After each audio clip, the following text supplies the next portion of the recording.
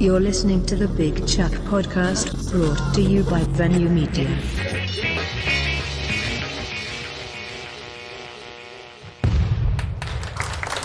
Okay. It's another episode of the Big Chuck Podcast. I don't know if you can see, but to my left, I have my niece, Tiara Burnett. Say something to the people, Tiara. What's up? What is up? Yeah, if y'all don't know, she's running for city council in Hagerstown, Maryland. You know what I'm saying? So like I told you, we pulling for her all the way. And, I have a platform. So, you know what I'm saying? I got almost 5,000 people. You know what I'm saying? I mean, that ain't that much, but it's still like 5,000 people. No, you know what I'm saying? That's big. Yeah, that's big. So, I want her to come and tell y'all about her. I want y'all to get to know her. You know what I'm saying? From a baby up, I know her, but I want y'all to know her because, once you get to know her, you going to love her. You going to want her in there. You know what I'm saying? She can't be who she, you know what I'm saying? We have some real conversations. She can't do that because she's on the platform. So I told her I'll do all the cursing and all the, you know what I'm saying? All the finger pointing and all that. You know what I'm saying? So what I'm going to do is I'm going to have her tell y'all a little bit about herself. She's going to tell you, the platform she's running on, the things, you know what I'm saying? What she's trying to tell y'all, what she's trying to get in there. You know what I'm saying? We're going to make sure y'all know the dates to go vote. You know what I'm saying? I found out somewhere yesterday when we was at the Robert Johnson, if you need rides, if you go to call the Robert Johnson. Yep.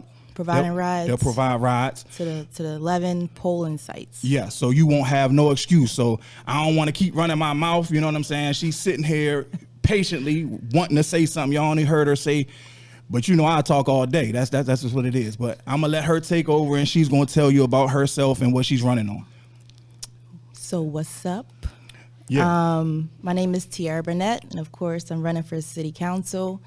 So this interview is gonna be pretty comfortable for me because you're my uncle. Exactly. And everybody knows I hate talking in front of the camera. I'd rather do one-on-ones anyway, or little small groups, but yeah, you invited me, so I said, okay, yeah, let's do it. This easy. So for me, what made me want to run, because I'm born and raised from here. Yep.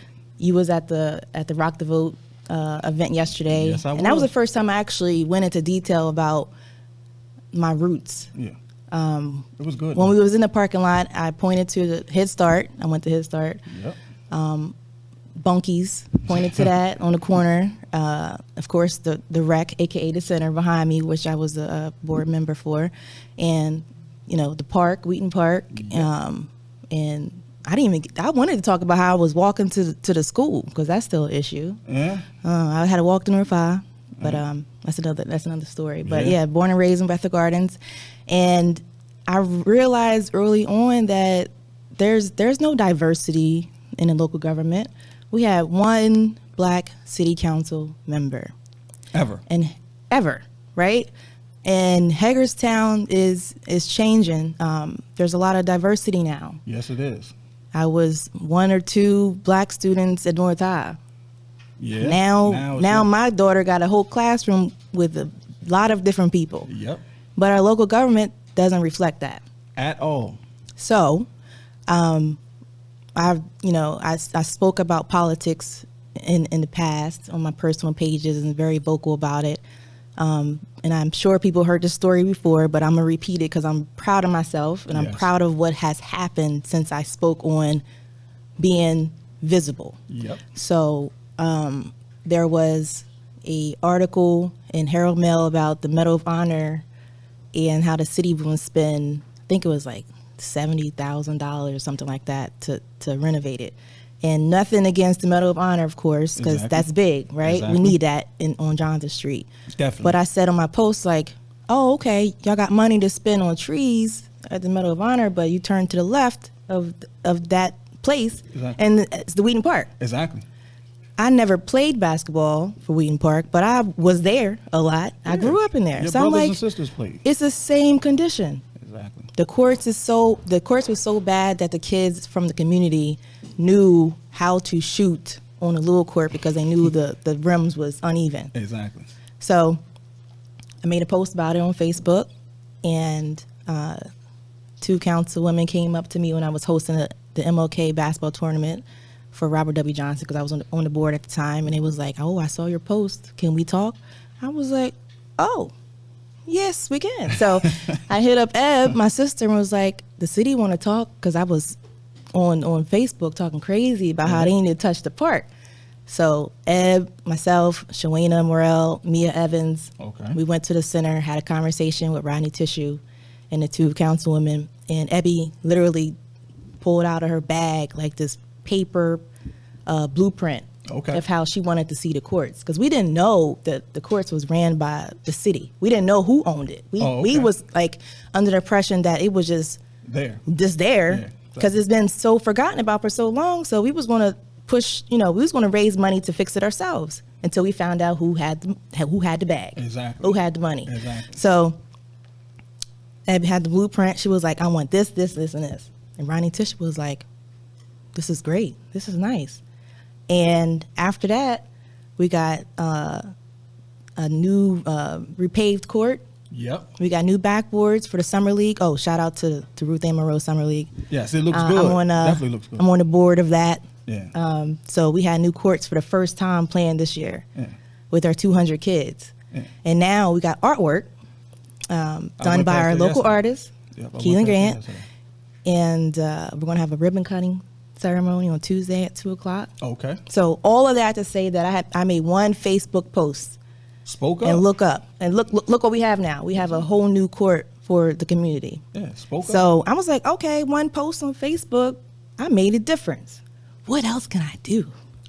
What else can I do? Lit the fire. Right? And I always shout out my team, Renee and Lindsay, because I wasn't going to run for this. I wasn't going to run. They knew I was interested, but it was always like a bunch of stuff in my personal life that always was like, you ain't got time for that. Yeah. But Renee was like, no, you're going to do this. She printed out the paperwork and was like, here, sign it. So we showed up at the Board of Election like 30 minutes before they closed. Oh, running late. I know about how you run late. Right. So. I'm working on that. Yeah. We didn't have a website. We didn't have an email.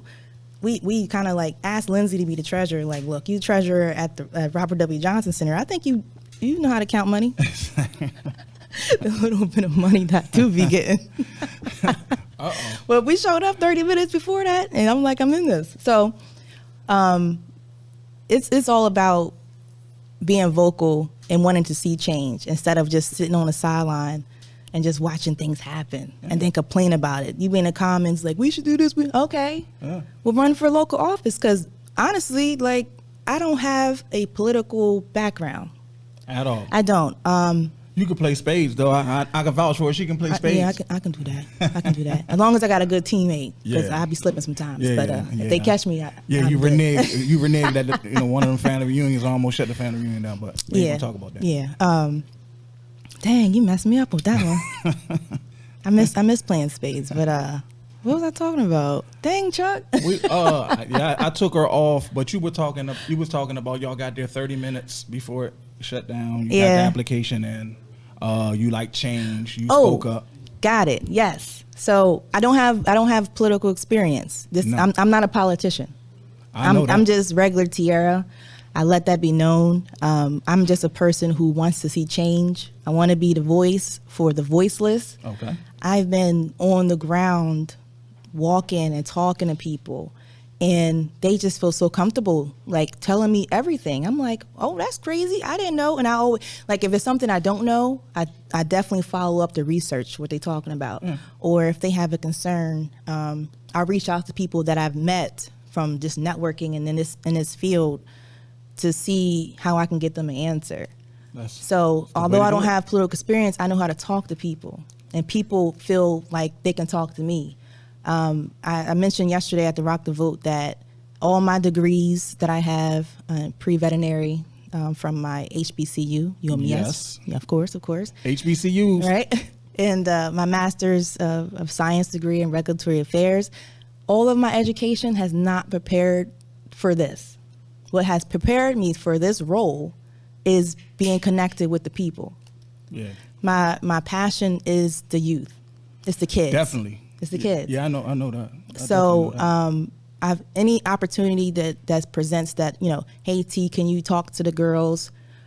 Boys and Girls Club always reached out. Yep. Of course, the center, Robert W. Johnson Center. Can you talk to these kids? Exactly. And they the one event pre-COVID, I was talking about the gardens. It was like, Miss T, it's BG. I said, oh, I know, but I accidentally threw up the BG sign. Oh Lord. I was like, y'all know about that? We made that up. Yeah. If y'all knew, they didn't know about it. I was like, it didn't pass down. It didn't pass down for generations. They probably came up with a new one by now, They did. Yeah. I was like, well, I don't know that one. That's a killer sign. I don't want to know that one. Yeah, you can't do that. Mine was safer. Yeah. But I got recently invited to speak to kids for the Big Brothers Big Sisters of Washington County for 2021. Okay. And that's without even knowing how this election is going to turn out. People recognize that I'm out here. So yeah, youth is definitely a passion for me. I'm on the board of the Beyond the Arc Foundation. Yep. We host the Ruth Ann Monroe Summer Basketball Leagues every summer, but we took it over like 2 years ago. Okay. So when you get in, because I'm gonna speak it into existence, you know what I'm saying? So like, what do you think is gonna be the first thing you're gonna go straight at? Like, because first thing, something that that you're passionate about changing in this area. I know the diversity you definitely want to change. You know what I'm saying? Because you're you. I know you. The people don't know you. You know what I'm saying? But like, do you have like when you get in? Do you have something? Okay, I'm going right at that. So, although youth is my passion, yes, I do need to broaden my horizon a little bit. Okay. And channel something that's I'm not well versed at, but I want to learn. Because of course, with my background in science, that's what I do. Exactly. I research and I find out and I learn about it and help improve it. First thing is to discuss the permitting process for small businesses. I'm going to post shortly my list of organizations, small business owners, entrepreneurs that I've been meeting with since Hogan was like, y'all can come out. Okay. That was like what, May-ish, Renee? May, June-ish? Almost 60. And that's with having a full-time career and being a mom of a 9-year-old. Exactly. And what I noticed that, everybody's process is different. And for me, that's not okay. Because you either, you know somebody, so your process is easier. Okay. You get your liquor license quicker. Yeah. Or, you don't know anybody and you got to pay for X amount of dollars for fire systems that someone else doesn't even have. Exactly. You got to know the inspectors. Yes. That's not okay with. It needs to be a streamlined process. And I know people going to be, every time I speak on something, some people be in the comments like it's going from my head. Oh, but that's all right. But what I do know is that the process isn't clear. Yes. And the process needs to be changed to make it the same way for everybody. If you own a restaurant, this is what you need to do. If you want to own a gym, this is what you need to do. It's not about, this passes code, but in my opinion, you should do this. No, it is what it is. Exactly. Because I'm a scientist and we have regulations to follow. And it is what it is. It doesn't matter what I think it should be. Exactly. It passes or it fails. Exactly. And we're not going to release this to the public. Well, Point blank. That's definitely good. Because, I think, like, driving around Hagerstown, it's a lot of empty buildings. You know what I'm saying? If you see it, it's like people are coming in and developing instead of using what's already here. It's just something that I noticed. When I drive around. Like, you'll see strip malls empty.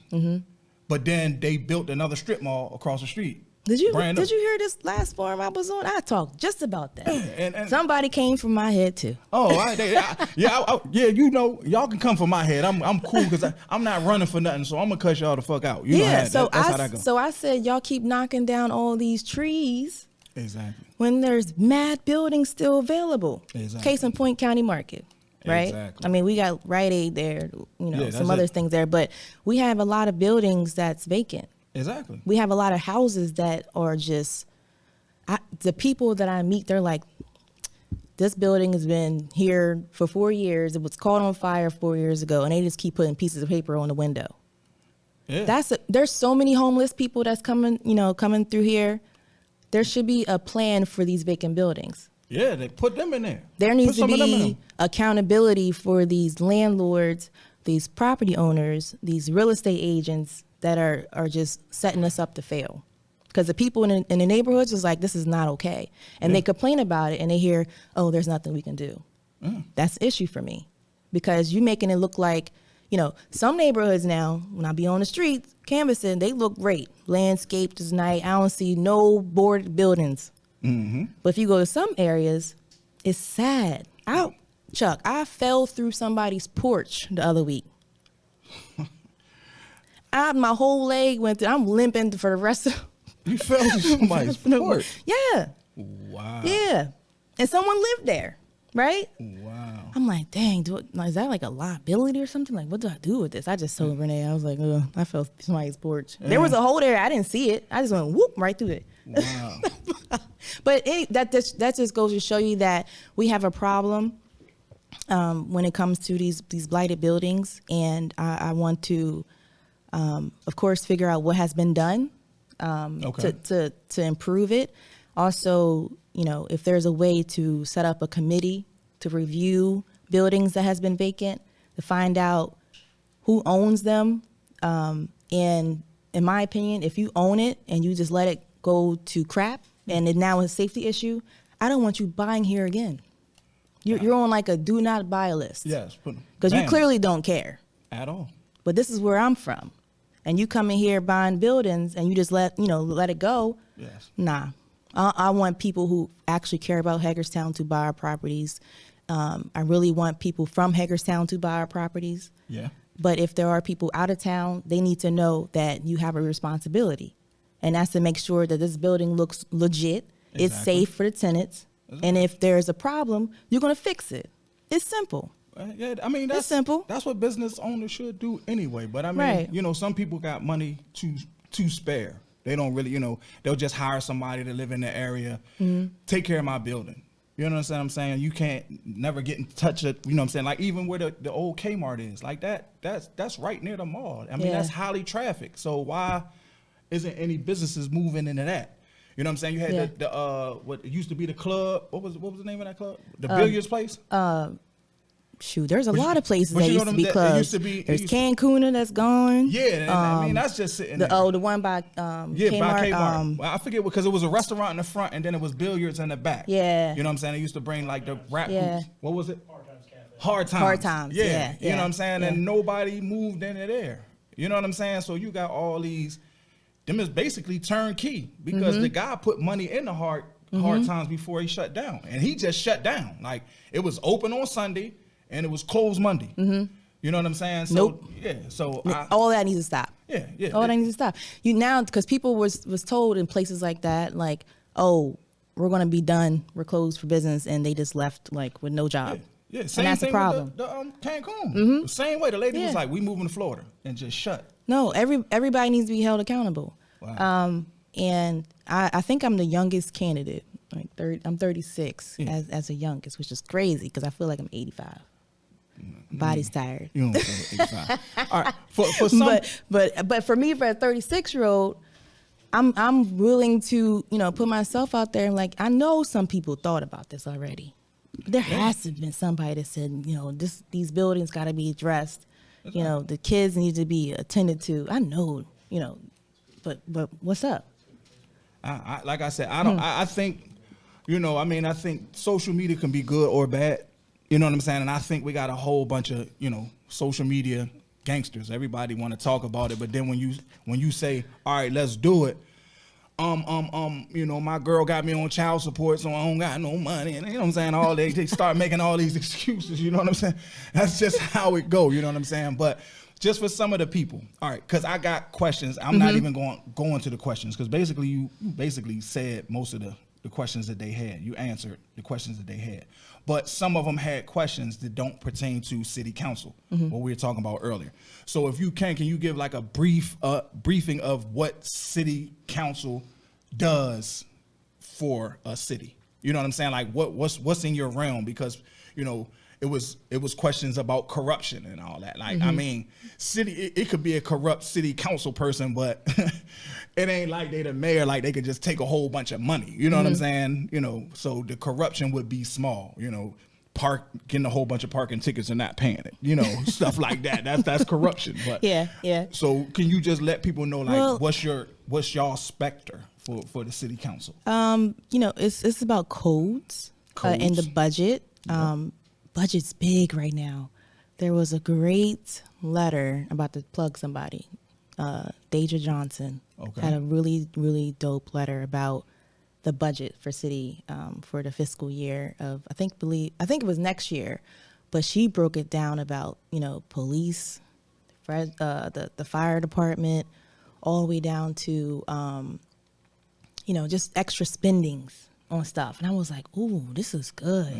Because again, I wanted to run for council, and I made a very public post on Facebook, and she did the same thing. And I reached out to her. One, she's my sister's friend, but I was like, you're going to get a lot of notifications and comments and people wanting to talk to you and try to debunk what you're saying. Exactly. Like, just be prepared. Exactly. And it really happened. Like, she had a lot of people, current administration, like, was like, oh, that's not right. And they was emailing her. I was like, you're going to get attacked for that. Wow. But what you did was not even expose, because it's public information. Exactly. But she took the time to break it down.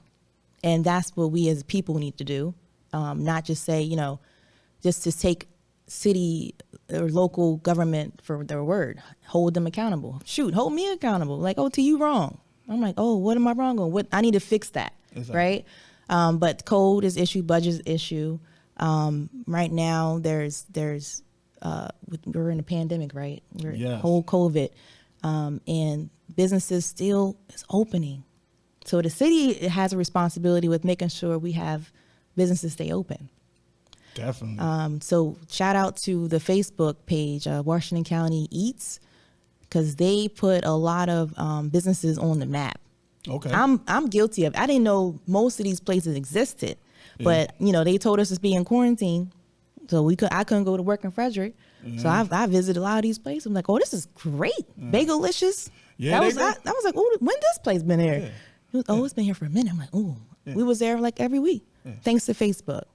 Oh, but city, a lot of people get it confused because they want to, well, at least in my comments or my emails, they think that the city has rights over federal issues. Yeah. Like, I was getting questions about that. Big issues. Board of Education, city doesn't have a say in that. But as individuals, we do. I know earlier you did mention about a question that I was like, that's not really a city issue, but I do want to talk about it. Okay. The school to prison pipeline. Yeah. Right? Yeah, definitely. I was at a forum in pre-COVID, like February-ish, and that question came up, and there's still some people. If y'all don't know, is self-explanatory, because I'm sure somebody's going to It says, what would you say? You said from school to prison pipeline. Yes. Is exactly what it is. People go from school to prison. It's like a pipeline. Mm-hmm. Yeah, so I want to speak on it because at that forum, there was a question about it, and there were some people that didn't believe that was a thing. Yeah. And that blew my mind. Yeah. So this was like the first forum that I attended. And I was like, all right, I was like, do I be me? Because this question was like, made me like it almost brought out crazy. Right? I was like, so these people answered the question, whatever. And it was like, you know, kind of like it wasn't a big deal. And I was like, I raised my hand. I was like, excuse me, can I say something? It wasn't even my time to speak. Exactly. I do that sometimes when I get so passionate about something, like, oh no, this is not right. Exactly. So the issue is that it exists. Yeah. There's systems in place to punish our kids. Yes. And again, youth is my passion. Yes. So you got, you know, I spoke to Allison Smith. She is the new equity and excellence supervisor. Okay. And she was very transparent with the issues that we face with not having a lot of Black teachers. Shout out to Fred. He's over here, Fred Chavis. Yeah, Fred. black man teacher. We need more of those. But there needs to be more diversity. Yes. But you're so quick to put kids of color into detention or have these police officers escort them out instead of saying, hey, this is an issue that, this was wrong, or this is a big thing. It sounds scary. Focus on the problem. Focus on why they're acting up in school. Exactly. Some of these kids are facing real life trauma. So they rather just throw them in a room and like, oh, you're punished. Exactly. Instead of figuring out what's wrong with them. Exactly. Some of their parents might be on drugs. Exactly. Some of their, they might be touched physically. Yep. They might be hurt emotionally. Yep. But you're ready to send them away with a police officer. So we talk a lot about police and all that and respecting the police. But when you throw police officers in schools in a negative light, yep, how else are they going to think? Exactly. Now, when I was growing up in Bethel Gardens, we had police officers that would, patrol the neighborhood. Exactly. They'd be on their bikes. Exactly. And they knew who we were. They knew if I was messing up, they knew which house on 317 to go to. Tell your mom. They're going to tell. Then we'd be in trouble on. twice. Yeah. Be in trouble from the police officer, in trouble. In my instance, 3 women, mom, grandma, aunt raised me. I'll get in trouble by a lot of people. So I knew not to act up. Exactly. But those police officers at the time understood where we was coming from. They didn't scold us. They was like, okay, you're a good student. Exactly. You don't need to do that. You don't need to hang out with these people. You don't need to be on the corner. Exactly. That's not the same anymore. So you get these police officers in these schools, and that's not to take anything, I'm not well versed with, the student resource officers or whatever, but I know that the system is in place to make these kids think that if they do bad, they go straight to jail. Yeah, but that's the issue for me. But the thing that they don't catch on, because I've worked in the juvenile system 22 years a long now. Time. Yeah, 22 years now. So I work in PA now for the state. So I get the worst of the worst. You know what I'm saying? If they got a murder charge in Philadelphia, they come to me. If they got attempted murder in Pittsburgh, they come to me. If they did something in Erie, they come to me. You know what I'm saying? But the thing about what you're saying that they're not looking at is they're still young and they're gonna learn. So either if you take them out of the school, they're gonna learn in the prison system. So you know what I'm saying? But they're gonna learn. Yeah. Right? That's what people gotta understand. They're gonna learn something. They're either gonna learn ABCs and 1, 2, 3s, or they're gonna learn how to shimmy a window. Yeah. You know what I'm saying? But they're gonna learn. So if you keep throwing them in prison, you really can't be mad at what comes out of prison. Right. Because he went in prison not knowing. He's going to come out knowing something. Yeah. You know what I'm saying? If you put the science into it, the human brain doesn't really mature till you're like 25. Exactly. So you got these babies who are in this system who fully don't get it. Exactly. And we need, part of my platform too is to have more mentors. We need more black men like Fred in these school systems to teach these kids that there's other ways of life. We need more people like myself and my sister, my whole crew. Yep. We reach out to these young girls and let them know, like, you got a whole life ahead of you. You ain't got to do all this extra stuff. You're doing too much. Yep. And I tell them, like, you're doing a lot. Yeah. Too much. And do you want to really, like, what can you do for your family if you behind bars? Exactly. Because they're going to throw you in there. Exactly. Oh, you think you getting off? No. Exactly. No, you the wrong complexion, sir. Exactly. You need to study these books, play ball or something. Yeah. Pick up the microscope. That would be nice if he did that. But Angie said children are resilient with growing brains. We need to teach them good habits to replace the bad. Starts in the home. Yes, that's true, Angie. It does. Yeah. It does start in the home. And that's another thing. So we do have to focus on the youth, but we need to focus on the parents. Yes. We need to have, shout out to Kaleem Johnson with his organization with EARN. Yes. Teaching financial literacy. Exactly. Teaching how to, be responsible. Exactly. There's a lot of young parents who didn't get that. Exactly. But it's not too late for them to learn. Exactly. We just can't be so quick to be like, just throw them away and forget about them. That's not how we're going to save society. It's not how we're going to save our community. And I'm not going to sit around and just let people just take advantage. Well, that's not happening. Well, like I said, you got support. If you need mentors, Fred, we had a meeting not too long ago. I ain't really going to talk too much about it, but we got men getting together to, we already started. Actually, when somebody reaches out, can you take this? Can you take that? So it's actually in the move. That's why I put the thing on Facebook yesterday, like Hagerstown's going to change. You know what I'm saying? Because, you know, it has to. You know what I'm saying? It's so many people talking about it. So now it's time to do it. So that's what I'm, you know, men, strong men, strong women that tune in, that listen, when I reach out, you know what I'm saying, I'm gonna need your help. I mean, if you're not the talking type, bake some cookies. You know what I'm saying? Make cook the food for the meeting or something like that. You know what I'm saying? Whatever you can do. You know what I'm saying? I'm not asking, I got the gift of gab. So I love to talk. You know that. Everybody has a role. And that's what's important with, whoever's elected, which that's one issue. But I'm not a speaker. Yeah. I'm this is the most we're family, so this is easy for me. But if I put myself in a room with a bunch of people, I'm like stuttering, carrying on. I know I'm not a speaker, but I'm a mental thinker. I can think things through. Definitely. I can strategize. I can research. That's my thing. Now, if we get somebody else on council who is a speaker, that's great. Exactly. Somebody, on council that wants to get their hands dirty, like myself, that's great. Exactly. But what we need to change is, these goody, the good boy, systems. Yeah. I'm telling you, Chuck. Yeah, that's not working. With this election, this was a whole new realm for me, because this is about networking, which I've always been about that, right? Only for the greater good of my nonprofits to help support the youth. But now it's messy. Yes. It shouldn't be about all this extra drama. He said, she said, and alliances, and it takes away from the mission. We're here to do a job. Now I'm speaking as if you're speaking existing, if I get it. Exactly. We're here to do a job. We're here to support everybody, not just one side, right, left. Everybody. We should focus on the issues and how to fix it.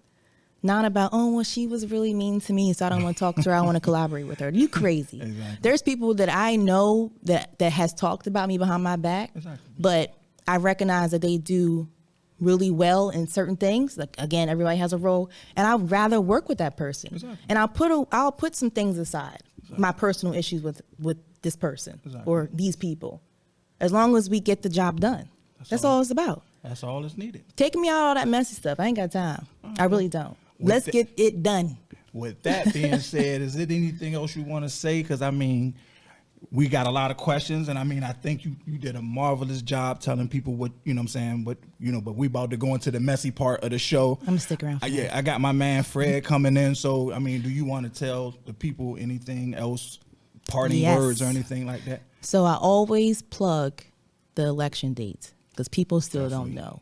Definitely. So mail-in ballots is coming in. Yep. Make sure you fill it out correctly. Make sure you drop it off at the ballot drop boxes.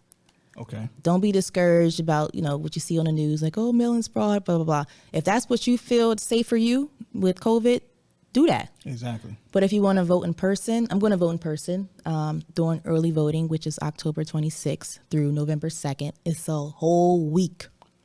One whole week. Don't wait till day 6. Go in between 1 and 3.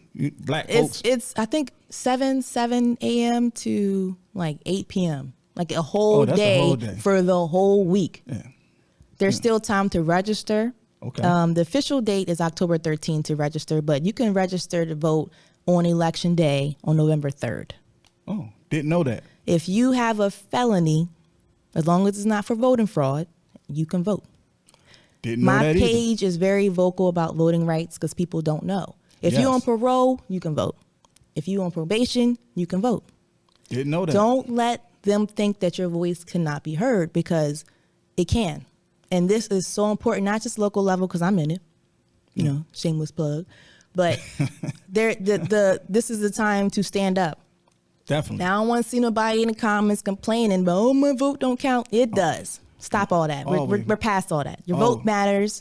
This is the time to show up. So return your mail-in ballot if that's what you choose to do.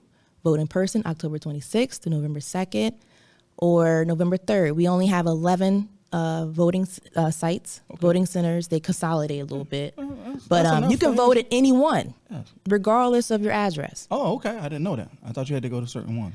And, Maryland is a no-show ID state. You don't have to show your ID, but just to be safe, still bring it. Yeah, bring an ID. Just still bring it. Yeah, work ID, something, bring something. Yeah, and make sure we still have time to research your candidates. Yes. There's a lot of information. There's a lot of information. Go on Herald Mail. There's a lot of responses from candidates on there, at least local elections. Visit their Facebook pages, visit their Instagram, their websites, see who they are. And don't just give your vote away because the name sounds familiar. Exactly. Because that's an issue. Yeah. So research your people. So give the people your handles, how they can get in touch with you, how they can go on social media, ask you questions or anything like that. Yes, I'm very transparent. I like for people to email me at Tiara, FORCC @gmail.com, or Facebook, Tiara Burnett for City Council. That's the same tag for Instagram. And my website is tiaraburnettforcitycouncil.com. Okay. All the same for a reason. I'll put it up. I'm going to do a watch party later on like I always do. I go home and watch the show, see how many times I said F, fuck, or shit or something like that. I count it. I really do. I do my research. I do count how much I curse. You know what I'm saying? But I'll put it on there so y'all can go on there. Like I said, make sure y'all go out and vote. And if you can, you know what I'm saying? I ain't going to try to Suge Knight you. I do kind of look like Suge Knight, but make sure y'all vote for Tiara Burnett. You know what I'm saying? You see the whole, I'm going to hold you out the window. You know what I'm saying? Suge Knight in jail, but we got Suge Chuck. Yeah, we can do that. So no. I'm going to go ahead and get you out of here, and I'm going to bring Fred on. Thank you for, you know what I'm saying, you need anything, like I said, reach out. We got you. You know what I'm saying? Signs. I do. It is some people that want some signs. I got to ask you one. Yeah. I got some in there, but my money's short. Yeah. So if y'all want to donate too, go on my website. Yeah. Because I don't like asking for money, but I'm going to use this opportunity. Yeah. I need a little bit of dollars. Yeah, Just so I'm going to put that up there also to donate. You know what I'm saying? Because we were just talking about that yesterday when we went to that Impact. We went to the Impact thing. And the choir, the chosen vessels was getting it in, right? Huh? Yeah, they was getting it in though. But then Les was like, if you want to donate, everybody started looking to the side and everything. When the collection plate came around, wasn't nobody looking at chosen vessel no more. So, but we definitely got to donate to make sure things get changed. Yep, right? This stuff ain't free, y'all. All right, thank you for talking to me. I'm gonna get Fred on here, but stick around because we about to get ignorant now. Thanks again. All right. See y'all soon. We still on. Oh, we are? Yeah. Oh. I don't never turn it off. I be getting caught. I be talking too much. They be like, you said that on tape. Oh yeah, I forgot to turn off my thing. But that's me. Yeah, we got Fred, my man Fred Chavis. You know what I'm saying? We just replacing one out and putting one in. You know what I'm saying? But like I said, that's my niece. I gotta protect her from, y'all know how ignorant I can be. You know what I'm saying? So I gotta, she has to run on her platform, and I say what the fuck I want to say. So that's just basically that. You know what I'm saying? And me and this guy, I'm gonna let him tell y'all about his passion, because he's one of those guys I always talk about. He's a frontliner. You know what I'm saying? Like I always be, you hear me telling people all the time, people always talking, but when it's asked to do something, I don't never see him. You know what I'm saying? He's a frontliner. So, I'm going to let him tell y'all a little bit about himself and what his passion is, and then we're going to talk about some shit that's going on in the world that need to be talked about. All right, go ahead, tell the people about yourself, Fred. All right, so first of all, what's good? Big Chuck, glad you had me on. One of the things about me is I'm all about liberation. I'm a teacher, but at the same time, I don't let anybody censor my voice. I don't let anybody limit me. I need to say what I have to say, and I have to put myself out there to do what I have to do to bring liberation for not only our kids, but our black women, for our black community. And I do see myself as that protector. Like, I am not going to let anything happen to our black kids. I am not going to let anything happen to our black women. I look at our black women as the pillars of our community, and so you best believe I'm going to stand up for them. And even right now with things going on, we need more of that going on. Definitely. So, like when he made the statement, all right, when the Proud Boys, like soon as I heard that, I was like, man, let me call Fred, man, because I already know you was going crazy. You know what I'm saying? Like, Like like, okay, it's the Proud Boys. Do you think that's like, he's trying to say that's like a militia group, somebody that's going, you know, make the mad black man scared? Like, it was that, you think he was trying to use that as a scare tactic? Yeah, he's all about dictator. And so it's for what the Proud Boys represent. They do represent this white supremacist mindset. They represent this militia group, this group that's supposed to put fear into black people so that we know our place. Because nothing has changed in slavery. You know, we're not supposed to speak up. We're supposed to be bound. We're supposed to shut our mouths and do what we're supposed to do. And we're not doing that. Yeah. And so, you know, for Trump, man, like the Proud Boys, I'm gonna just be real. Proud Boys originally was a gay pride organization. And this white supremacist group tried to take that from them because they're that hateful. And so what they represent to me is a bunch of cowards. That's all I see. I mean, you know, people know that I talk my shit. You know what I'm saying? I mean, if you watch my show, you know what I'm saying? Like I said, I just had my niece on here. They'll tell you, like, I am a protector. I'm going to protect mine, whatever way I have to. You understand what I'm saying? And if that makes me wrong, then I'm fucking wrong. You know what I'm saying? But if somebody come after mine, it's a no. You don't even have to question it. You know what I'm saying? Like, if, you know, Tiara ever called me and was like, oh, this man did something. If I see that man is on, I'm not even asking him, because yeah. So like, I don't understand where he was going from when he said the Proud Boys and stand back and stand by. You know what I'm saying? I mean, I can only talk about people I know. I mean, you know what I'm saying? I'm not Mexican. You know what I'm saying? I'm not white. You know what I'm saying? I'm a young, well, not young no more, but I'm a black man that was raised in the inner city. You understand what I'm saying? So it was around me, and I know the tone. I know the tone of that dude that I call them born losers. Like, they don't want shit. You understand what I'm saying? And like I was saying in the meeting, like, I'm kind of starting to get nervous how he's opening that up. And once they go, they're not gonna stop. You know what I'm saying? I don't know the Proud Boys. I've never met Proud Boys. I don't know the Ku Klux Klan. I never met them. But I met Lil Twan and them. You know what I'm saying? I met Twan and them. I know what they gonna do. And once they go there, they gonna go there, and it ain't gonna be no turning back. And that's something that I'm passionate about, and I want to talk on my platform about that, because I don't think people understand what the fuck that man is going to stir up. You understand what I'm saying? Because like they always talk about black on black crime. Yeah, it's black on black crime, but it's blacks in that neighborhood. Like my enemy is going to be the person in that neighborhood. I'm not trying to leave that neighborhood. All I know is that neighborhood. I don't give a fuck what happens if I'm in DC and I'm in Southeast DC. I know kids that ain't never been downtown, and they lived in DC their whole life. They never really seen a Lincoln Memorial, and they live there. You understand what I'm saying? But they cool with what they got. You know what I'm saying? I mean, I know you're a teacher, so you kids go out there and hustle. And if they thought business like, and I'm not telling nobody to do that, but you out there selling, you know what I'm saying, the biggest consumers of drugs and profiting off drugs on a minor level is us. Because when the drugs come in, it don't go to Hagerstown. They go to a major city, a hub.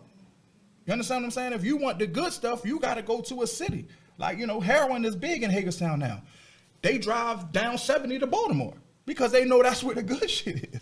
People get up here and they start stepping on it. I call it the marching band. They put all that, you know what I'm saying? They put their foot in it. So people dropping, and it ain't what they is. And I'm not trying to brag about it, but I'm just saying, like, those resources, if they, you know, if you were in the community and you turned that in, okay, I decided I'm going to sell drugs for 1 year, go hard for 1 year, stack my money and buy a couple acres in that community and turn it into something.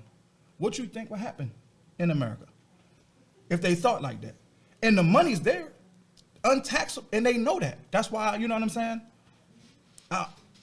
I just don't, you know what I'm saying? I get passionate about that shit because I actually go talk to kids about that. And I mean, I might be wrong for telling them to be illegal. You know what I'm saying? But they're going to do it anyway. Like, I can't, you know, I'm not shipping the stuff in. It's coming in. But, sir, be smart. Like, why all you want is sneakers? That's capital. Like, the people, Right. yeah, you know, the suburbs don't got it like that. Y'all do. You can go in the neighborhood and see a Bentley. Ain't nothing driving around. I ain't seen too many in Hagerstown. But you can go in the project, see all types of cars sitting on 30s and all that. So it's money there. Yep, absolutely. And I mean, I think that's the thing is they're judging our young folks for what they're doing to put food on the table, but they're not presenting them with other options. Exactly. And so right now you got a whole bunch of neighborhood heroes that's going around because they're showing them what you can do and what you can get because this country don't care about you. They're going to criminalize you. They're going to lock you up. Just like y'all was talking about earlier with the school to prison pipeline, man, school is being used as like a prep school for prison, man. They're already preparing them for it. They're writing them up. They're throwing them out the classroom. They're not even taking time to reflect on these kids and, you know, what they're really going through. They're looking at half the child and not looking at the whole picture on what they're going to in their environment. Exactly. And that's the problem. And so it starts for me in the schools. It starts with education. If you're not doing anything for them in the education, what do you think they're going to do outside in their environment? And some of these kids, they got strong mindsets, man. Real strong. You don't understand that mindset to say survival of the fittest. I'm going to put food on my table to take care of my mother by any means necessary. Any means. People don't understand that. And that's the problem I have. It's like you need to do better with your life, but you have not presented an option B, C, D, or E. They don't even know You haven't why. done anything. And then what you do, you lock them up. And then they go on probation. They come back. They face the same circumstance. And they go back and do the exact same thing. So, yes, we have people in our neighborhoods right now. They are looking up to the neighborhood heroes because those are the ones that's getting the money. They putting food on the table. They driving the nice cars. It is what it is. Exactly. So, for me, it's like, what do you want of us? Exactly. But, you know, if you really think about it, it's all a part of the system. This is all a part of the system. We're like in this whole, man, it's like the Truman Show almost, man. It's like you got the hood and like this little glass ball and they just watching us, man. They don't let you get out of it. They don't want you to speak up too much about it. You're stuck in a situation, man. They're going to keep oppressing you, keep us, you know, limit what we are capable of doing. And it's supposed to be the same old thing. But now you're seeing people speaking up. I hate when they talk about black on black crime because they use that as it's supposed to be an excuse to justify our own death. Exactly. And the thing is, we have people in our community that's trying to work against the violence. We're trying to do that. But at the same time, we know that we got to fix the root cause of all of that. Root cause of drugs and violence in our neighborhoods is no opportunity. That's the whole thing. Exactly. And I guarantee that if you ask anybody, man, you want to sell drugs, you want to get a job, most of them are going to say, I want to work. Exactly. But is that opportunity there for them? It's not. Exactly. Yeah. I mean, like I say, I can go on and on about that. You know what I'm saying? But like I try to see the good and the bad. Like hopefully like what we're starting to do can start a change. You understand what I'm saying? Because like I said, that like I told you, I wanted to talk about the Proud Boys and it's like it's bad to say, but that's easy for me and mine. I don't even have to think about that. Like if and not trying to say that, but like if we was in the studio now and then they be like, oh, dude outside, he want to fight you, Chuck. The show gonna stop. That's easy for me. Oh, that's what he want to do? Let's go fight then. You know what I'm saying? And that's a flaw for me. That's definitely a flaw. You know what I'm saying? But at the same time, that's a strength. Because, you know, when I walk around, I'm confident in that. You know what I'm saying? It might be something that will get me in trouble, but I'm confident in that. You understand like where I'm going? So if you get a president in there and he continues this rhetoric, eventually they gonna press go. You understand what I'm saying? And once they go, they not coming back. And then you're gonna have to choose a side. And that's what I'm scared of. Because I know good Caucasians. I know good Mexicans. I know, you know what I'm saying? I'm not a racist in that sense. But if you press go and it becomes that, I can't risk my life on letting somebody, you know what I'm saying? If it's a race war, I can't let a white person walk up on me because you might kill me. So now that's going to eliminate the whole being friendly, trying to work through it situation is what I try to tell people. Because I talk to, you know, people at work, you know, they up on South Mountain. So they're big on the Trump, and you know they fly the rubber flags and all that. They on the Trump train. Yeah, but they fly the rubber flags and all that, and they asked me like that shit don't offend me because you flying a loser. Y'all lost. Like, you know what I'm saying? If we keep it, if you wanted to keep it 100 in America, that should be treasonous. Y'all should go to jail for that shit. Y'all lost. I can't fly an African flag. I can't fly a British flag. They was over here. Wasn't British over? Wasn't the Britons over here? Yeah, they was. And we had a war and beat them, right? So why I can't fly that flag? Because we had a war and lost. Y'all lost. That rebel flag represented something that went to war with the country of America, the United States. You lost. So if you're flying it, you're really treasonous, is how I feel about it. Yep. It's even when I look at the flag, like people know Trump 2020 is like the Confederate flag now. Exactly. Like you be at a Black Lives Matter protest and people are yelling Trump 2020 because apparently that is now the opposite of Black Lives Matter. Exactly. And so they know what they're doing, man. They know what it represents. It's no longer even about this whole Democratic Republican. We've been living that for a long time, man. It's like, all right, I'm Democrat Republican. All right, we have our political argument, but that's where we leave it at. And we can still go get a drink. We can still go get coffee, whatever. But right now, the Republican Party, Proud Boys, Back the Blue rallies, Trump rallies, they all represent hate. They all represent this force to silence black people.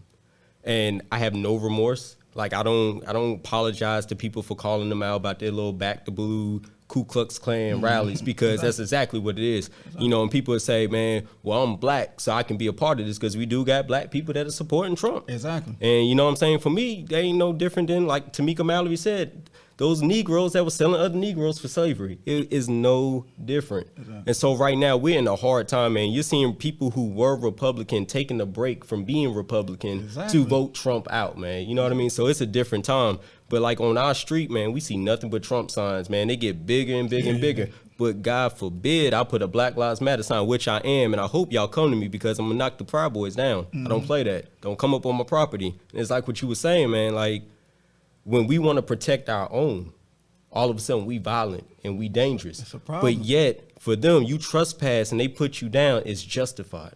Exactly. Like even the boy in Wisconsin, man, going out there shooting these people, man, they're defending him. He was in self-defense. Exactly. They had the nerve to say, stand your ground when he ain't even on his own property. Exactly. He drove from Chicago and went all the way out there, and his mother took him. Exactly. Both of them should see charges. But this man was allowed to leave the scene with his gun, gave the police the signal, I did what y'all needed to do, and made it home and turned himself in. Exactly. But yet, just today, we got Jonathan Price in Texas, a black man that was defending. He wanted to break up a fight. Exactly. Be a good Samaritan, something that a lot of black people always want to do, and he couldn't do that. These cops put him down. They killed him.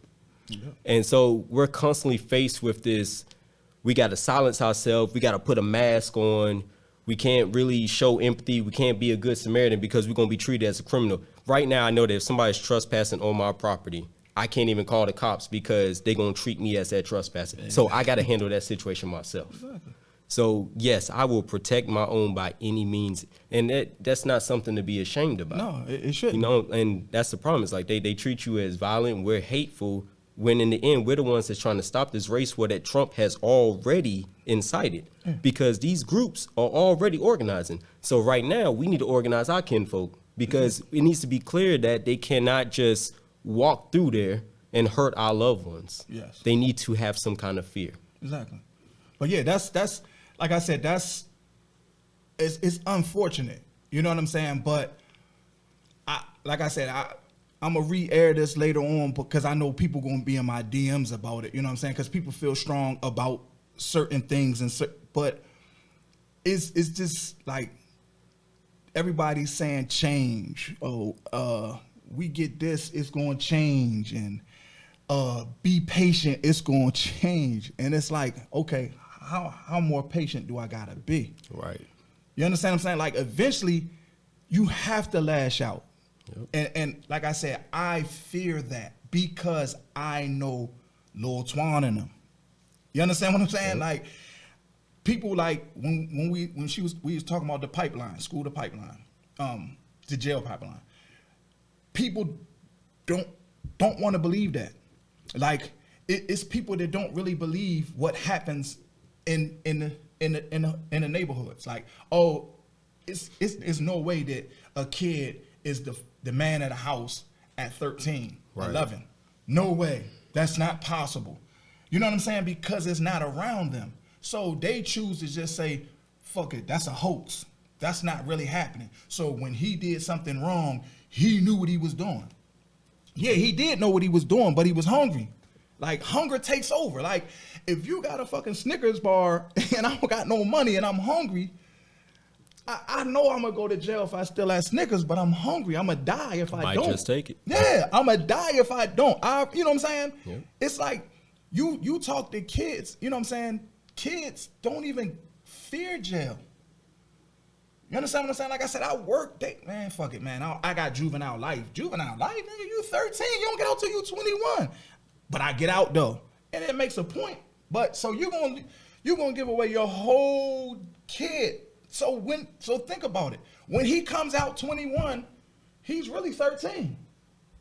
Yep. He wasn't in society since he was 13. So when he comes out, nobody's going to tell him when to wake up. Nobody's going to give him his 3 hots in the cot. Like, how can he win that game? When he walk out, he's on his own. It ain't like when he come out, okay, we'll set you up and you'll go to a half. You're guaranteed to go to a half, and we'll wean you back into society. When he walks out the door, he got his bag and a check. Yep. Last time he was out there, he was 13. Like, what do you expect that kid to do? You think he gonna come out and be super mature? Yeah, I'll just start off working at McDonald's. And I'll work my, Calvin. Remember the commercial? I'll work my way up like Calvin. I learned my lesson. I'm ready. What the fuck? Like, this boy is 21, but he's 13 in the mind. Because in jail, it's not about your age. It's about your status. Like, if anybody knows about, like I said, I've been working in there and I've been there a couple times myself, you know. But it's about your status, not your age. Because you could be, what people don't understand, it's like a full flip. Like, jail and society is like this. You know what I'm saying? Because in the streets, he's a crackhead. He's a heroin addict. He not shit. But when he go to jail, he run that pod. Because he don't have shit to lose. He don't have shit to lose. So if I don't have no home to go to, ain't nobody calling me, ain't nobody writing me, I'm going to put in the most work. So I'm going to have the status. So you used to being a drug dealer and you come into jail and it's a dude you used to serve running it? Like I said, it's a full tilt. People don't understand that. So that fucks with your mental now. Now you like, I'm taking orders from a fucking crackhead for the next 10 years. So the crackhead, you think he gonna tell you anything that's educational for you? You think he gonna teach you anything that's gonna make you better when you get out in the world? No. So then he's gonna come out something else. You understand what I'm saying? And like I said, those that go back to the Proud Boys and the stand back and stand by thing. These are the guys that's walking out. Like, if anybody knew anything about the Nation of Islam, you know what I'm saying? Like the Nation of Islam in the 70s and 60s, they were feared by the government so much because the people they were recruiting was coming out of prison. Yep. That's why they feared them, because they knew, okay, the guidance that they're giving, right or wrong, they don't know what they're saying because they couldn't really infiltrate. So they don't know if they're telling them, okay, stand back and stand by, or if they're trying to really teach them something. So they feared them so much because they knew the people that they recruited was going to be 100% loyal to him, whatever way. Like in Malcolm X, when he went like this, them cops was like, shit, that's too much power. Yep. And that's real, man. It's like, even when you look at prison, there's no respect to persons, but that's the same mindset that this system has on us. Exactly. And so, you know, you hear some black people like, well, you got to dress up nice, you got to pull your pants up. It don't matter. It's no respect to persons. And one thing I know is with Trump, and this is why this election is so important, if this man is reelected, people like activists, black leaders, they're going to be targeted just as Malcolm X and all them was before. They're going to come after us because it's too much power, it's too much voice, it's too much fight. They don't want that. And so by him, you know, reaching out to these Proud Boys and everything, this is something that he has always been doing. And, you know, by this point, man, if you vote for Trump, man, you voting for Proud Boys, you voting for white supremacy, you voting for the silence of black people. So I have no remorse for you at this point. Proud Boys, they're a bunch of cowards. they're afraid of black people. They're afraid of black people having their own voice. And they're afraid of us not living to the way America was before. Exactly. And so, you know, when you hear this whole make America great again and all these different things, man, that's black people in chains. And right now we're not allowing that. Proud Boys, man, they reached out, you know, they were so happy about it. Gavin McInnes or whatever, who's the leader of it, these guys will tell you that they're not, you know, white supremacist group. They'll tell you that they're not about hate. They're about the old West of life and all these different things. Man, it's hate.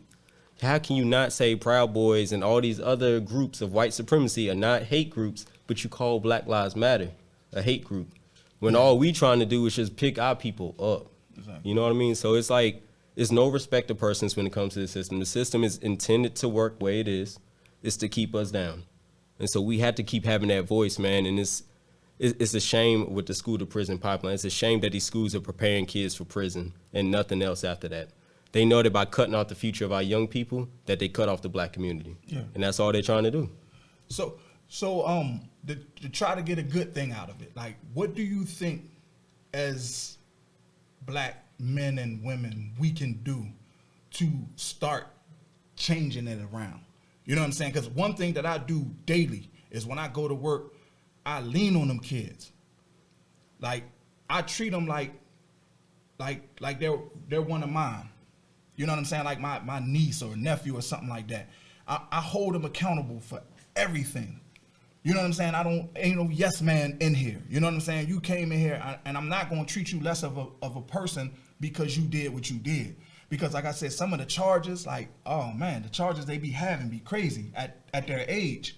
But at the same time, when they come in, I'm not going to baby you. You understand what I'm saying? You're here for a reason. You got to learn to adapt to your surroundings now. But as long as you doing what you're supposed to, I'm going to do what I'm supposed to. You know what I'm saying? I'm going to do my job regardless. And hopefully they get to see a strong man. Like, I go in there and, I crack jokes. I do comedy. I practice my material on the kids. At first, higher ups, management, didn't like it. But I was like, well, come on a unit one day. Once they seen it, now they encouraged. Because they thought they think I'm just on there like, fuck shit, kiss my ass. You know what I'm saying? It ain't, you know what I'm saying? Like, it's more to comedy than just saying that bullshit. You know what I'm saying? It's cursing in there, but it goes to a point. But at the same time, once they get to the point, when they came on, this management, state officials in Harrisburg, when they came on and looked, they seen that for that time, I had control of the whole building. Like, control, nobody talking out. I had their undivided attention. And when I talk to them, that's what I do it for. Because now the concentration is on me, so everything I'm saying is soaking in. Because their eyes are on me. They're focusing on what I'm saying. So if I throw a little message in there, you understand what I'm saying? They getting, like, you trying to give them groups, like, the groups got big words. They can't read. So you give them a paper and it's all this motherfucking, eradicating, emancipating. Validate. They say defecate. The motherfuckers like defecting. You know what I'm saying? And they're embarrassed. You know what I'm saying? So I'm telling them, all right, sometimes you got to take it away from them. Like, I when they first come in, I do what they do. Like, they shower out, but it's covered. So I'll go in like, the kids, all right, the first day when they come in, come to the door, I'm going to show you how you're supposed to do showers. All right, I'll walk up, I'll read the norms out loud so they can hear it. You know what I'm saying? Then I'll walk in and no homo, but I'll take my clothes off and hang it over so they can see, you know what I'm saying? But I'm making sure ain't nobody coming, because there's some freaks at my job, so I don't want nobody, because on the observation deck, you can look down, you know what I'm saying? So I'm looking up like, I don't want nobody to be up there looking at me like, I got the little towel on, but they got the little boy towel, so it only cover up my stomach part, so my nipples and my stuff be out. No, but I ain't gonna go into that. But I do it for them, you know what I'm saying? Right. And when I came in there, now they're actually talking about coming up with new ways of doing it. Because the people that was working with them, like I said, it's on South Mountain, Pennsylvania. It's at the top of a mountain. It's all good old boys working with these kids. So they don't understand these kids. Like, these kids are good kids. They just don't know no better. You know what I'm saying? So if you hold them accountable, they going to be cool with you if you white, gray, blue, black, anything. They just don't like when you you judge him already. He came in here for murder. Oh shit, he ain't gonna be shit. So now you screaming at him and all that off the rip. You know what I'm saying? But that's what I do daily. I try to let them know that, okay, nobody's gonna treat you different because of who you are. You understand what I'm saying? It's up to you to make them respect you. Like you don't have to respect me, and you can sit over there and feel how the fuck you want to feel. But when you step into my zone, you gonna respect me. You know what I'm saying? And it's uncomfortable for people to know that, but that's just me. If I gotta grip you up, I'm gonna grip you up, because you're not gonna just talk to me the way you want to talk to me. You understand what I'm saying? Right. And like I said, you got those people out there that's like that. And there's people that's not like that. You got the soft motherfuckers that you will cuss them out and then they go home and then cuss you out on the motherfucking thing. If I see you again, I'm gonna punch you in your face. Like, hey, you was just standing. Yeah, I've gotten some messages before. People can't say nothing to my face. I ain't gonna call them out on this. I ain't gonna call them out on here. But that's what I'm saying. But I'm just saying that's just natural. That's the way of the world. You got soldiers and then you don't have soldiers. Everybody can't be a soldier. Everybody has to play a position, like we was talking about earlier. Everybody has to do a position. Like, if you're not a soldier, why would you act like a soldier? You gonna fuck up my line. Yep. Cause when they start shooting, you ducking, you hiding behind me and shit. You know what I'm saying? No, motherfucker, step. When people out there lane, you know it every time.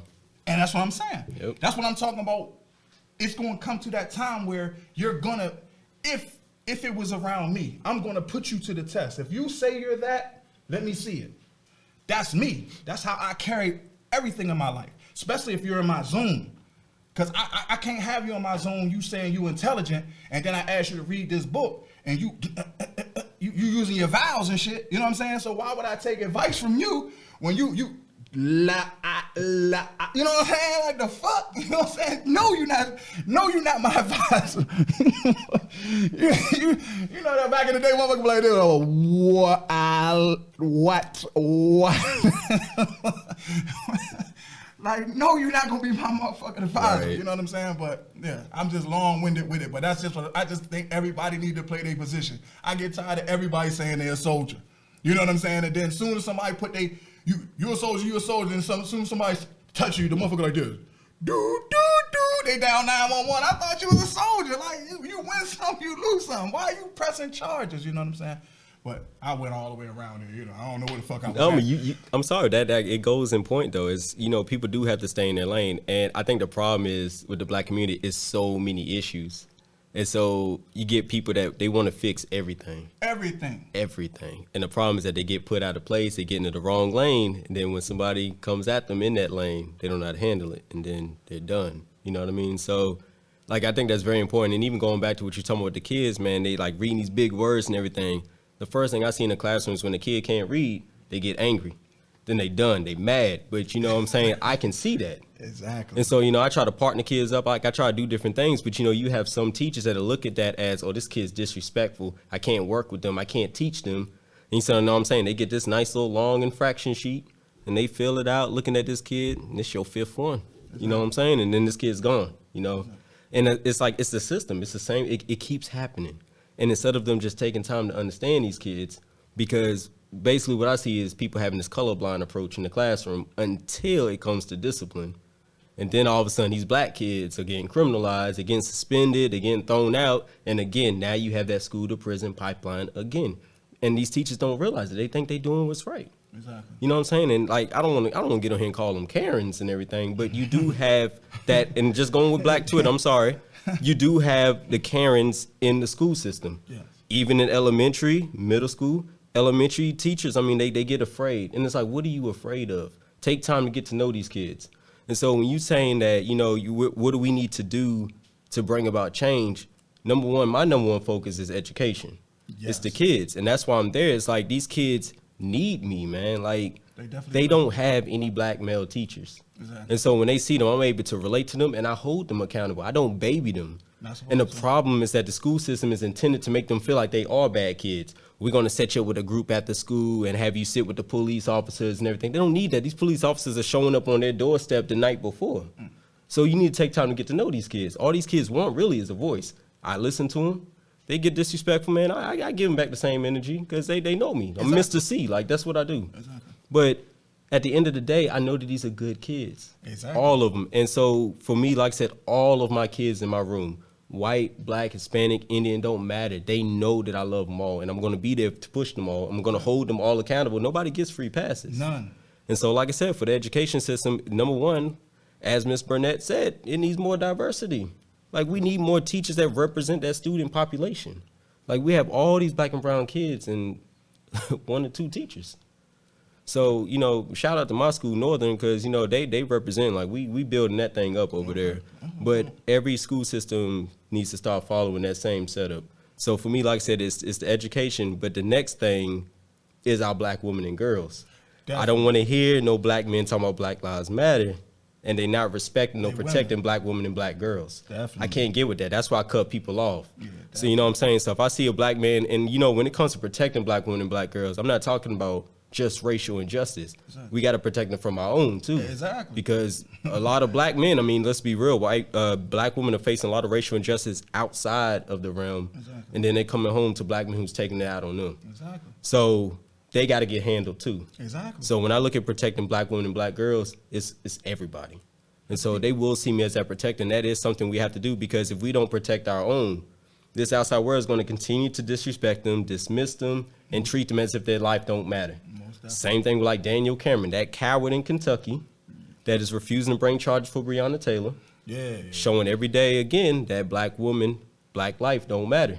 Man, the man's going out of his way to deny justice. Definitely. But he don't know that it's a reckoning coming, man. You truth always comes out, so you can only do for so much. But again, man, we got to protect black women and black girls, and we got to fix this education system to protect our black children from being criminalized. Once you set those pillars and our black women are treated the way that they are supposed to, then we can start getting somewhere. But until then, man, it's going to remain the same. So, fellas, I seen a couple of y'all on here. Make sure y'all treating y'all black women like queens. You know what I'm saying? And then, and since you work in the school, like this, I was talking to my dad about this shit. Do officer friendly still come to schools? Yeah, they do. And I'm gonna tell you, man. Next time Officer Friendly come to your school, tell him he need to come on the big truck, because I tried to use that goddamn card. He said I got a friend in law enforcement, and I got pulled over. I said, well, I know Officer Friendly. They looked at me like I was a motherfucking, like I was a nut. So Officer Friendly lied to me. Goddamn it. Well, anytime you, I'm gonna hold him accountable, man. You got a friend in law enforcement. They took me straight. As soon as I gave him Officer Friendly, get your ass and put me in jail for knowing Officer Friendly. So is he a fake cop or something like that? Yeah, man. Yeah. I be name dropping too, man. Yeah. But hey, real quick, man, don't make me call. I know people now. Damn. They better step out the car. That privilege don't work for us, man. It don't work for us. I'm in your ass, Officer Friendly, with them bootleg motherfucking business cards. You got me locked up. You know what I'm saying? Officer Friendly don't exist for us anymore. Yeah. Hell no, you can't use officer. You can't use no officer name. We good as locked up. Straight to jail. Straight to jail. Call the prison pipeline, man. It's done. Straight to car. Now you especially if you got a good looking car. Oh man, they pull you over. Do you own that vehicle? Do you own it? Same question every time. I'm like, if you ran the plates, you would know. I'm gonna become a cop. I mean, shoot, I'm man. I'm gonna become a goddamn cop. And I'm listen. That's another thing I need to do. You know what I'm saying? I got a couple white folks in the crowd, so I'm not talking to myself, people. Hey, do y'all know anybody that was raised in the trailer park? Because I want to know, do they have problems like black folks in the hood? You know what I'm saying? Because they say that's where the poor white people live in the trailer park, right? I need to know, do they have those type of problems?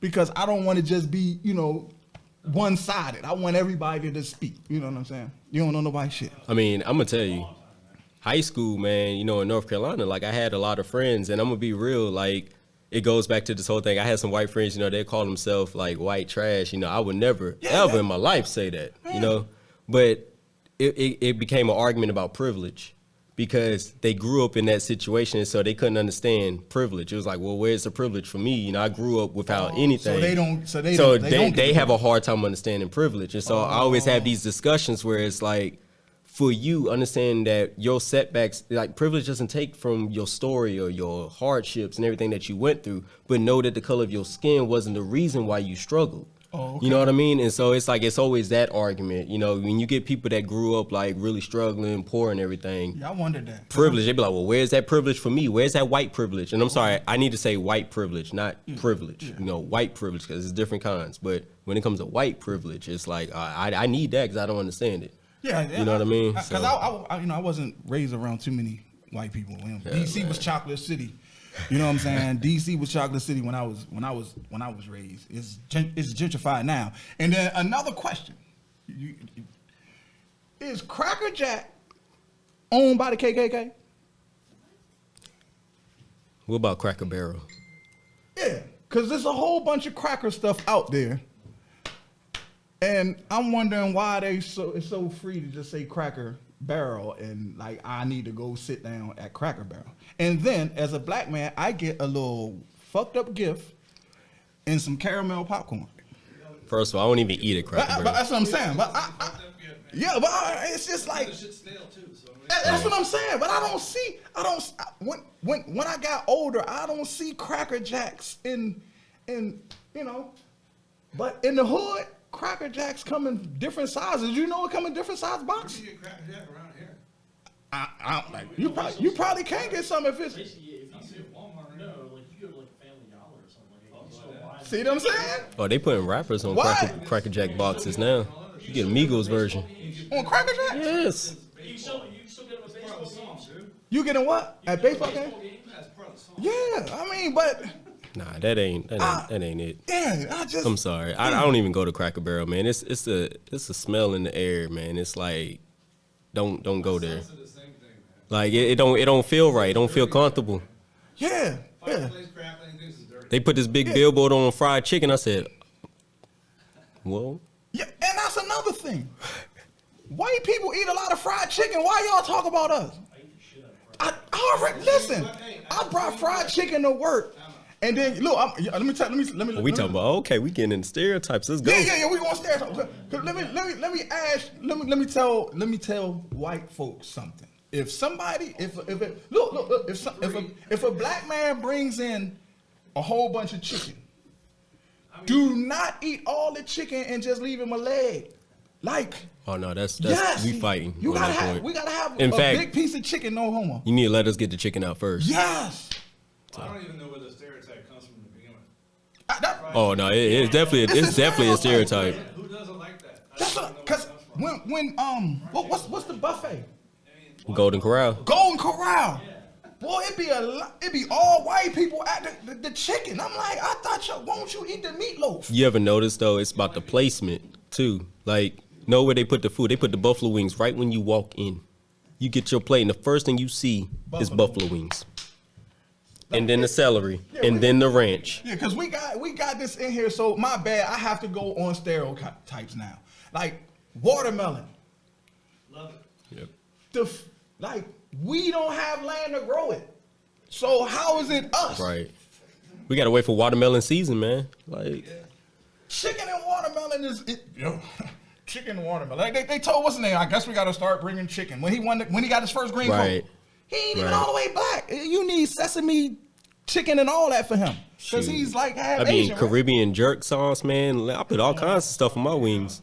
Yeah, but It ain't just fried. Do y'all have you have any stereotypes? Yeah, like the word cracker. You know, that's really the word came from.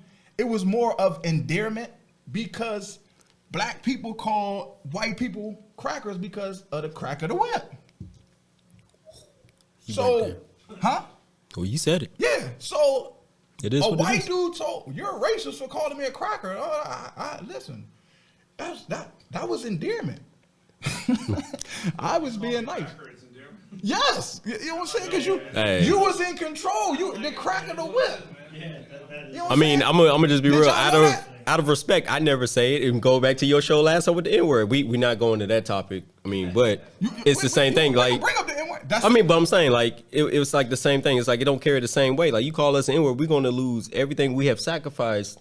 You know, everything we done because you said that word. Exactly. But you know, I don't. because it was that word was made to hold us down. It was a Yeah. word originated to separate them from them. You understand what I'm saying? That's where black people get mad over that. You know what I'm saying? And then, like I said, a lot of people didn't like my definition when I said why we say nigga instead of nigger.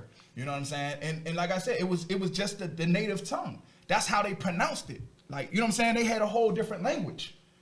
So you know what I'm saying? Like if you ever talk to an African, the ER don't come out.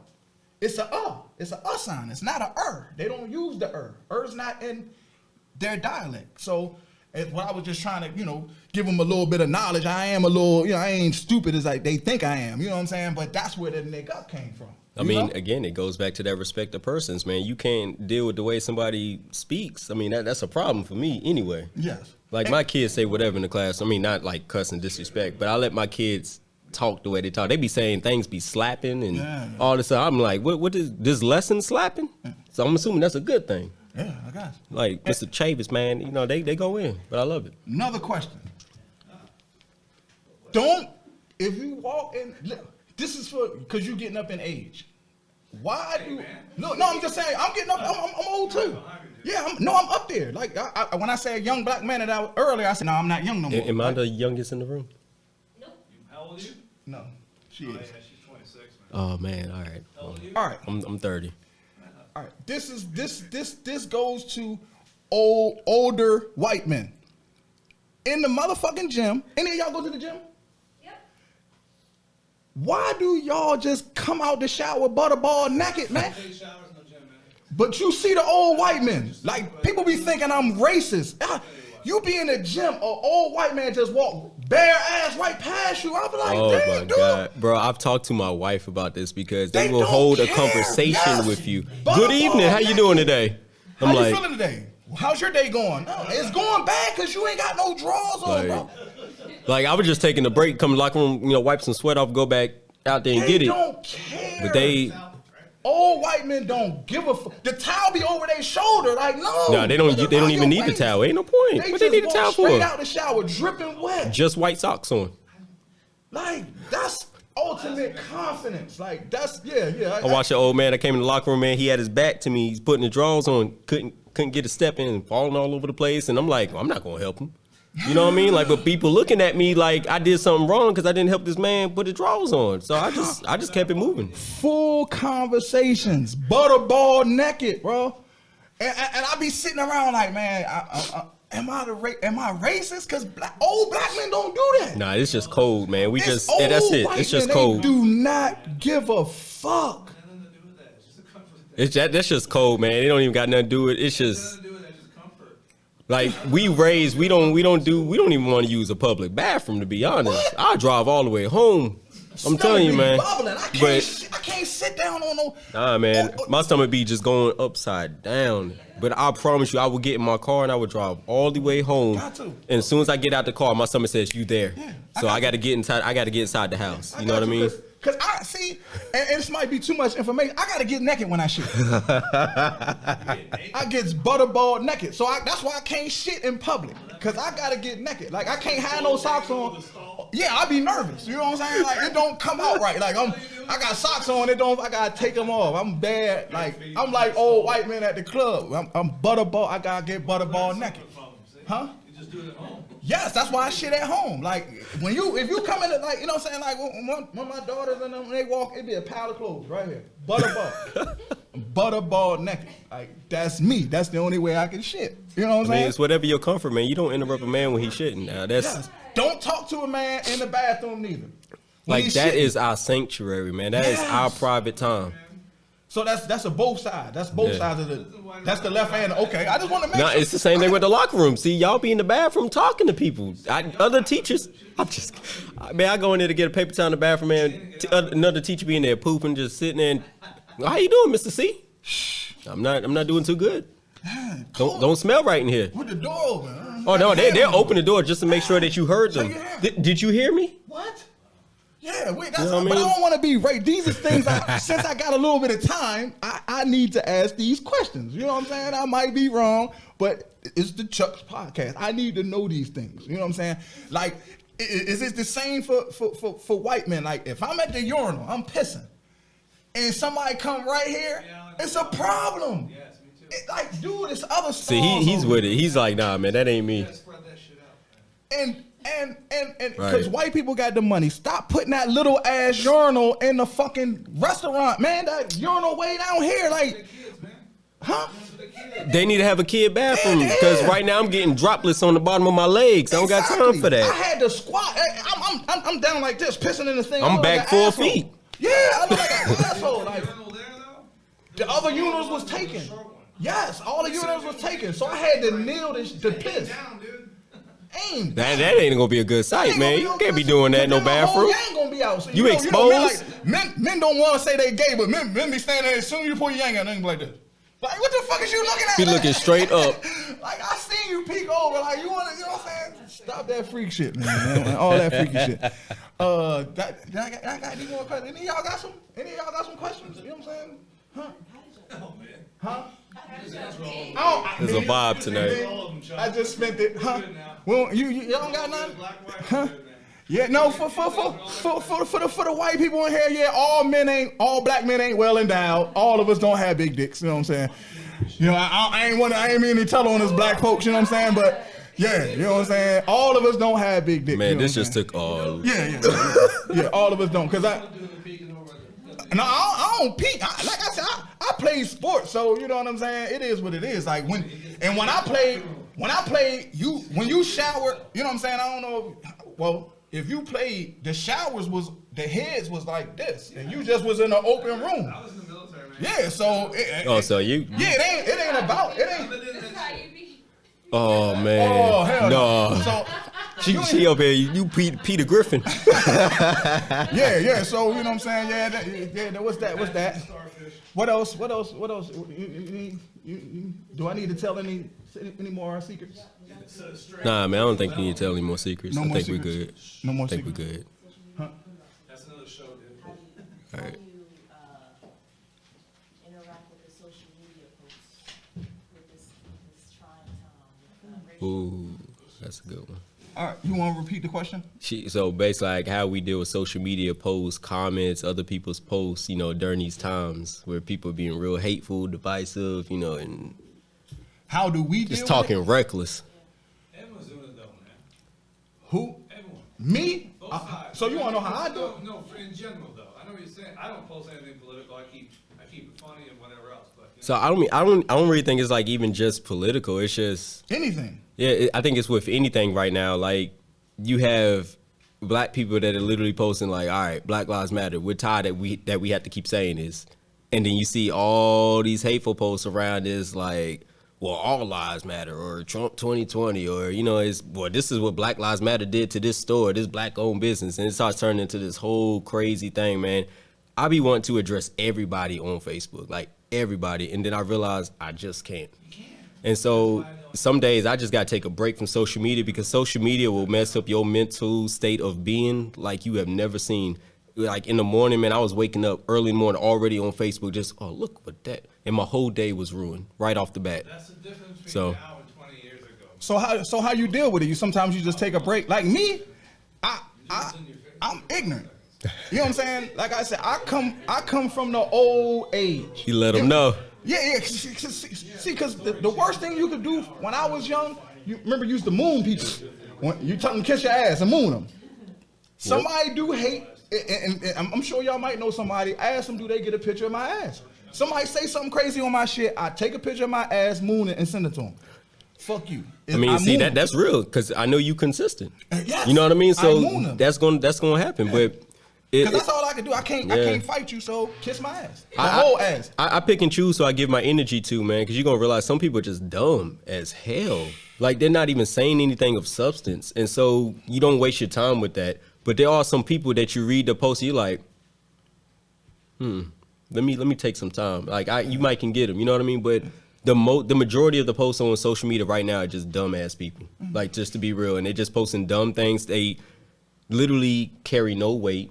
They're saying all the same things, and so you don't waste your time with that. Like Facebook, social media, it gives you all the control to control everything you see on there. So for me, what I tell people is y'all don't want to see my posts because I'm going to be promoting black people all day. If y'all don't want to see it, unfollow me, delete me. It won't hurt my feelings at all. Like it is what it is. That's But how I deal. You definitely got to take some breaks from social media. Y'all deal with it, I moon people. So and then the people listen. I know if you're gay. So don't just try to say something ignorant so you can see my ass. You know what I'm saying? If you're a gay dude on there, like, I don't like the way you talk. No, I know you gay. So you just gonna get ass shots. One butt cheek? Yeah, you gonna get ass shots. I'm gonna put some toilet paper on my shit and take a picture of it. So Yes, you know what I'm saying? So no, you're not getting me like that. So don't try to spin me. I ain't that stupid. You know what I'm saying? We got any more questions that want to be answered? Or we got it all out? And I really do have white people in the studio, so it wasn't like I was talking to myself. You know what I'm saying? And I think it was very informative. Yeah, good vibes, good vibes. I think I found out some good stuff. And like I said, do you mind coming back on the show another day, some other time? Yeah, I'll be here. All right. And once you win, can I get you on the show after you win? Can we do the winner party here? Yeah. Jay, when she win, can we do the party here? Yeah, just depending on time and day. No. They don't depend. I'm just kidding. Hey, man, listen, schedules, dude. I know. I get it. So I that can't get in here in the morning, so it's not fair. Me too. that's I'm speaking that into existence. You know what I'm saying? We'll do that here. Absolutely. You know what I'm saying? And with that being said, thank you for tuning in to the Big Chuck Show. I see you next Sunday. We out.